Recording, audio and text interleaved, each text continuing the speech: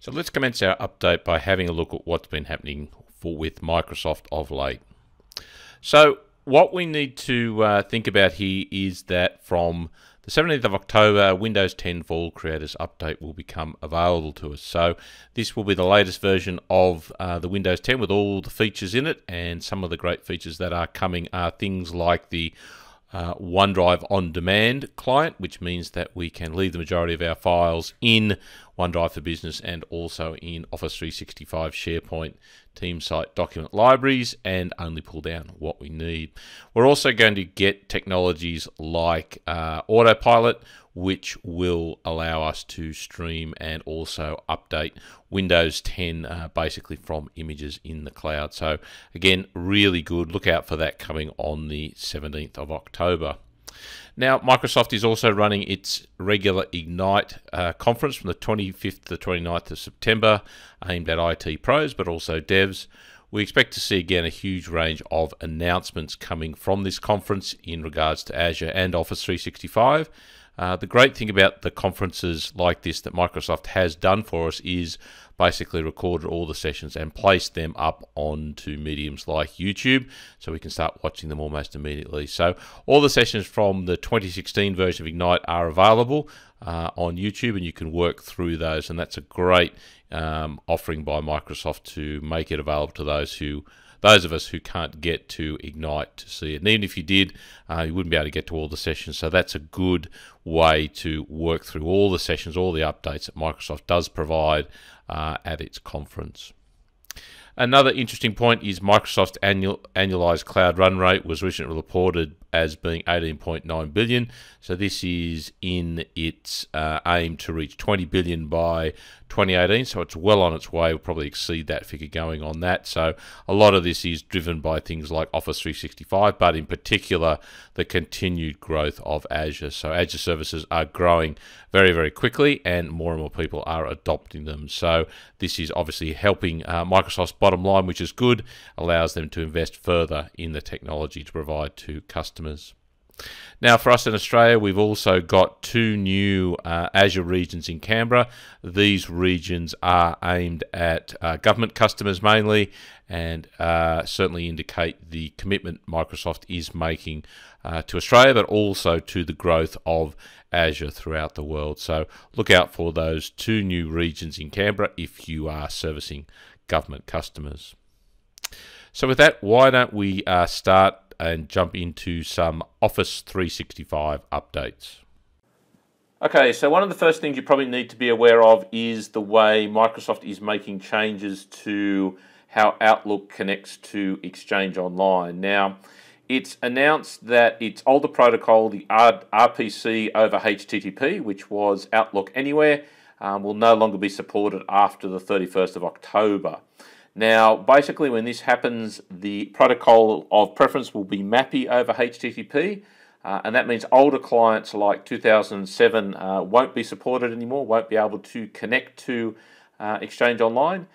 2010 and 2013 versions will need to make sure they have the latest updates, and the link is there for you to go and have a look at from Skykick to indicate which KBs that you need to put on your systems to make sure they can talk to Exchange Online. So 2010 and 2013 will still work. You obviously get the best experience if you're using the latest software. So Office and Outlook 2016 are the preferred options. So again, if you do have older systems, make sure that they are up to date so they can continue to connect to Exchange Online. Next, please. Microsoft also released into commercial customers its Forms product. So it's had this in education for a while now, and this basically allows you to create simple questions and answers, surveys, and quickly collect information from people. Forms is now available in all commercial tenants, and it is enabled by default, so that all users will have the ability now to go in and create forms, collect information, and again, it's not particularly sophisticated, I suppose. It allows you to collect the information and store it in the spreadsheet as well as view it graphically. Where the real power of Microsoft Forms comes in is when you start combining it with something like Microsoft Flow, which is an automation engine that's also part of Office 365. So now we can take information using Microsoft Forms. The forms can be published publicly, so you can take a public URL, push it out to anybody on the internet. They can complete the information, it will be saved for you, and then if you want to, you can use Flow to automate that to have the information end up in something like SharePoint Online if you want to do that. So very simple, handy application, great way to collect information, and again, turned on by default now in all commercial tenants. Next, please. Okay, another new product that Microsoft is bringing to Office 365 is something called Stream. So Stream is its updated video storage or portal. This is taking the place of Microsoft Video. So Microsoft Video is a service which is available to the E SKUs, so E1, E3, E5, so on. And what it does, it allows you to create your own corporate YouTube style portal where you can upload videos and then embed them in things like SharePoint. Now what Stream provides is a new up-to-date interface. It provides faster access, but one of the big things that it does include is the ability to, for example, do automatic captioning and also potentially to be able to recognize the speakers. So what we're going to see is that the Stream service will take a video that's uploaded. It will allow you to do the embedding and the displaying as it has before, but it will basically create the subtitles for you and importantly make those searchable across your Office 365 environment. So we should see shortly the ability to upload a video and then do a search and find out where that person was mentioned, or perhaps where they're speaking, or any terms that were mentioned in that video. Now, what we expect to see is over time is that you should see the Stream icon available in Office 365. You can upload videos into that. Another benefit of Stream is that the storage used by these videos is separate from your SharePoint storage. So the existing Microsoft Video shares the storage with SharePoint Online, but Stream has its own storage bucket. Over time, any videos that are in Microsoft Video will be migrated to Microsoft Stream, but at this point in time, they're considered two separate options for those who have rights to them. So if you do have an enterprise SKU, go in and have a look at Microsoft Stream, upload a video, and again, have a look at the automatic captioning that it can do for you.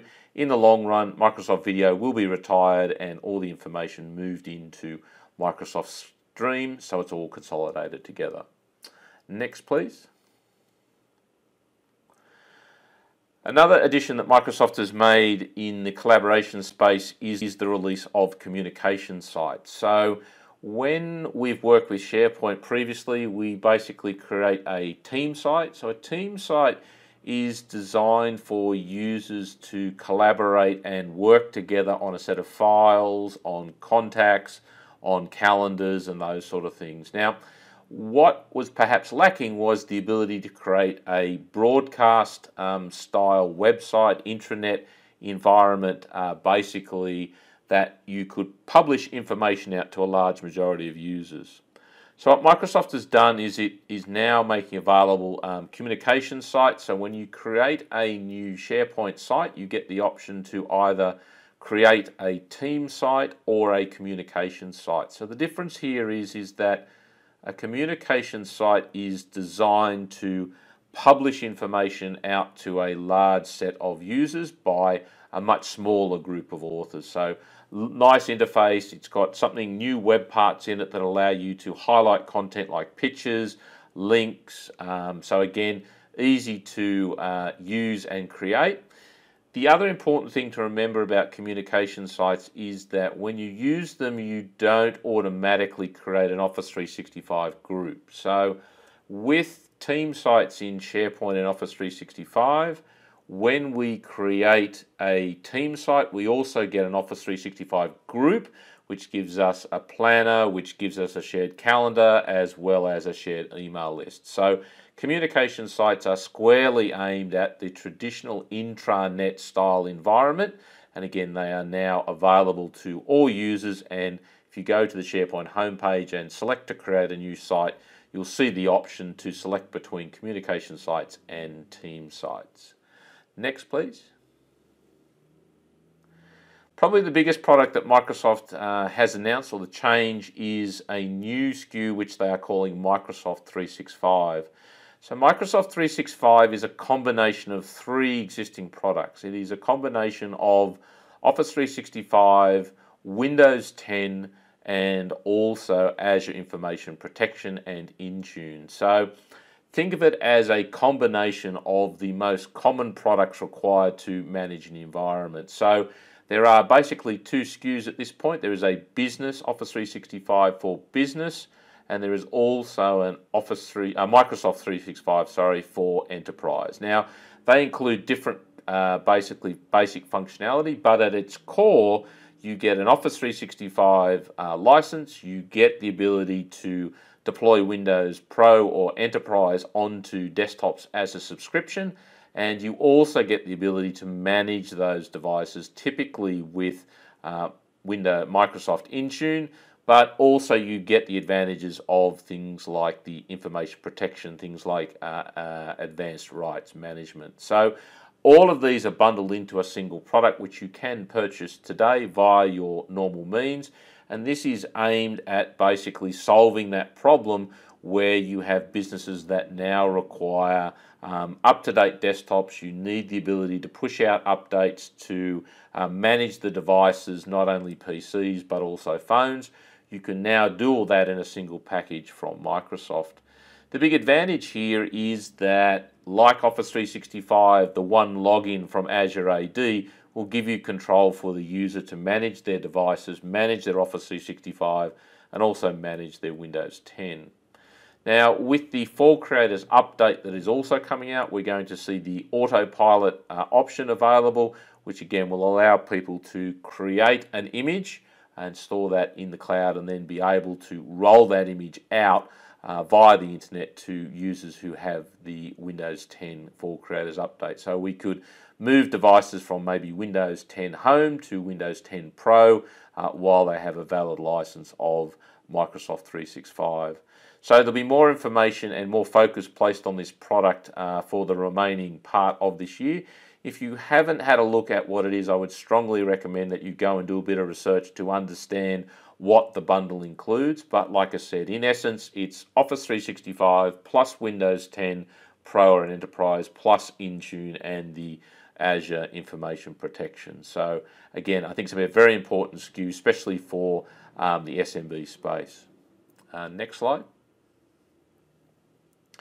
Now, not only did Microsoft announce its Microsoft 365, they also announced 4 new applications they'll be rolling into Business Premium. So as you can see, these are Microsoft Connections, Invoicing, Listing, plus a third-party application they recently bought called MileIQ. So the Connections idea here is it allows you to control your social media presence, to do things like your ads. You can do those all from a single console within Office 365, so it gives you more control over the marketing of your business. You'll also get a basic invoicing ability, so I think FreshBooks, the ability to push out invoices quickly and easily within the Office 365 environment. Another key part of these apps also is their ability to be available on mobile devices, as you can see. The other one is Microsoft Listings, which allows you to basically control your ads in things like Facebook ads and Google ads. So when you want to advertise your business, you'll see that you can look at trends, you can look at updates, you can control the your online advertising. Now the last one there, the MileIQ, basically is an app that allows you to keep track of your kilometrage usage or your mile usage as you drive around. So you can start the app, it will then track basically where you're traveling to, how long that you've spent traveling kilometers wise and time, and the aim is obviously for that to feed back into the database and the invoicing at some stage. So again, all of these apps, if they haven't rolled out to you already, they will be rolling out shortly. The important thing to remember is at this stage, all of these new apps, Connections, Invoicing, Listings, and MileIQ, are currently only available to those that have a Business Premium subscription. Right? So at this stage, if you have any other SKU at this stage, unfortunately, you will miss out. The plans Microsoft has, probably based on how well these apps are adopted within this Business Premium SKU, will depend on whether they roll them out to the Enterprise SKUs as well as other business SKUs. So time will tell on that, but if you have Business Premium, go in and have a look and have a play with these new apps. Next, please. Okay, so let's move from our Office 365 to our Azure. And again, there's been a raft of updates, improvements, and announcements in this space as well. Next slide, please. The first one of these is nested virtualization. So one of the, I suppose, requests that Microsoft has received is the ability for users to be able to get to the hypervisor layer, which you currently can't in something like Azure. So what we've got now is Azure allows you to create and build a virtual machine, and again there are some limitations around that, and the link is there to get more details.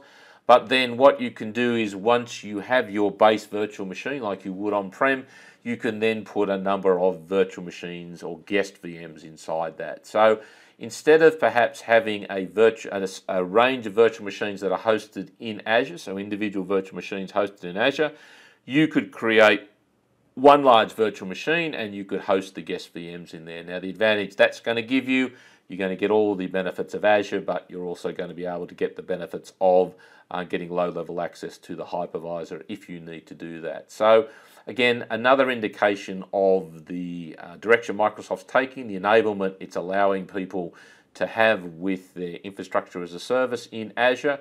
So again, you can have individual virtual machines hosted in Azure, but now we can also have virtual machines that allow us to run Hyper-V in them. So again, more flexibility for people, gives you the option to run it either way. If you need more control, have a look at the nested virtualization option. Next, please.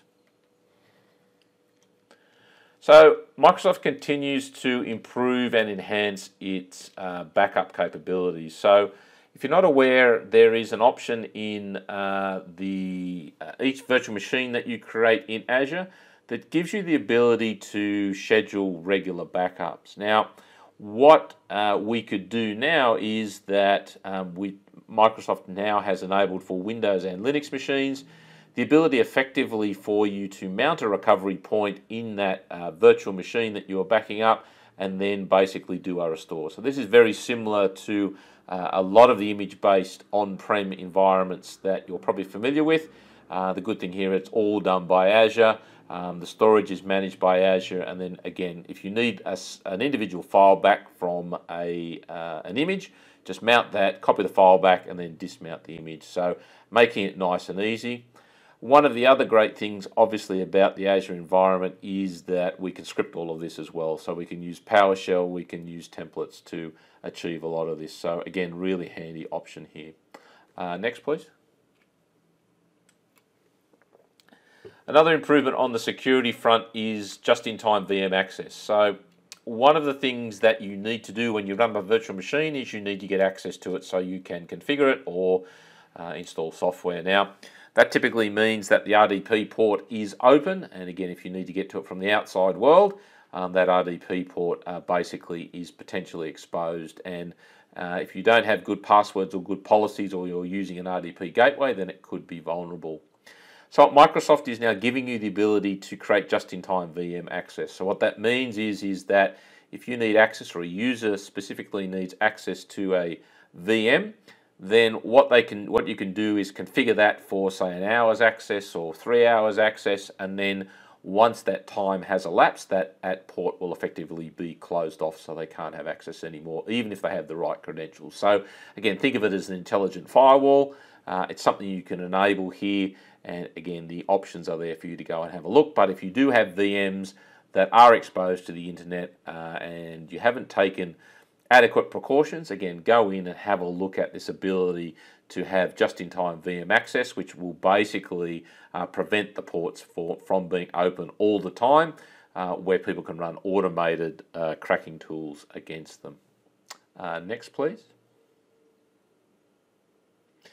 All right, so one of the other things we can now do with Azure AD Premium is we can have conditional access on applications. So if you haven't seen you can go in once you've added Azure AD Premium to your tenant, and you can go in, for example, and you can say, I don't want my users to have access to Microsoft Teams when they're outside the business, or they can only access it on mobile devices, or they can't access it from insecure locations. So this conditional access has a lot of flexibility in that it can be defined around the devices, around IPs.